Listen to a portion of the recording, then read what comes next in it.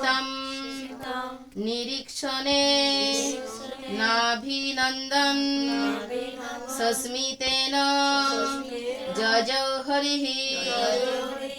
এবং বিধা এইভাবে গদন্তিনাম এইভাবে তার সম্বন্ধে কথোপকথন রথা স তিনি ভগবান গির বাক্য পুরুজসিতাম পুরো নারীদের নিরীক্ষণেন নিরীক্ষণ দ্বারা অভিনন্দন জানিয়ে সস্মিতেন সাহায্য বতনে যজৌ প্রস্থান করেছিলেন হরি পরমেশ্বর ভগবান পুরনারীগণ যখন এইভাবে বাক্যালাপ করেছিলেন এবং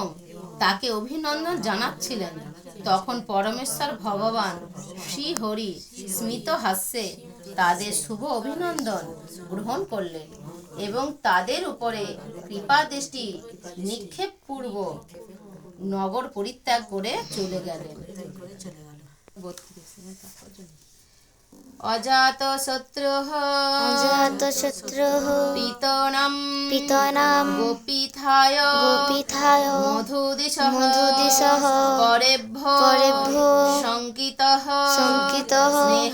স্নেহাৎ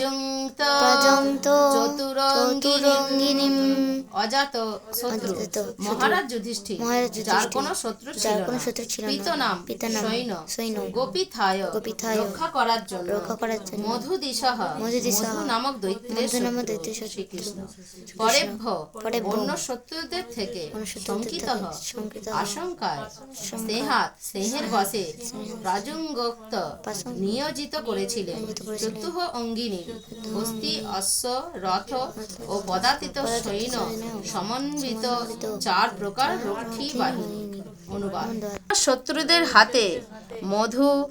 আদি ওষুধদের শত্রু ভগবান শ্রীকৃষ্ণের কোনো অনিষ্টের আশঙ্কায় তার প্রতি স্নেহবশেও তার সাথে হস্তি অশ্ব সৈন্য সমন্বিত এক বিরাট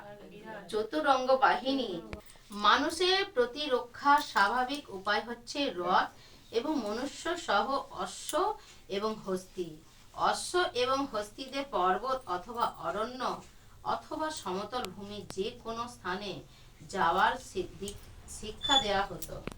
রথীরা তাদের শক্তিশালী বাণের দ্বারা এমনকি আধুনিক যুগের আণবিক অস্ত্রের মতো শক্তিশালী ব্রহ্মাস্ত্রের মহারাজ যুধিষ্ঠির ভালোভাবেই জানতেন যে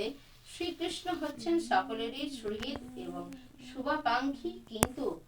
তা সত্ত্বেও অসুরেরা স্বাভাবিকভাবে ভগবানের প্রতি ঈর্ষাপরায়ণ, তাই তারা তাকে আক্রমণ করতে পারে এই আশঙ্কা এবং সেই সঙ্গে তার প্রতি স্নেহের বশবর্তী হয়ে তিনি ভগবান শ্রীকৃষ্ণের দেহরক্ষী রূপে সর্বপ্রকার সৈন্যদের নিয়োগ করেছেন। তার প্রতি শত্রু ভাবাপন্ন অসুরদের আক্রমণ থেকে নিজেকে রক্ষা করতে পারতেন, কিন্তু তা সত্ত্বেও মহারাজ যুধিষ্ঠিরের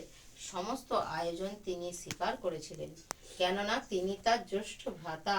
মহারাজ যুধিষ্ঠির ভক্তের অধীন হওয়ার ভূমিকা অবলম্বন করেন এবং তাই কখনো কখনো তিনি তার তথাকথিত অসহায় বাল্যাবস্থায় যশোপাকৃত লীলা ভগবান এবং ভক্তের মধ্যে যে দিব্য আদান প্রদান হয় তা কেবল দিব্য আনন্দ আস্বাদন করার জন্য,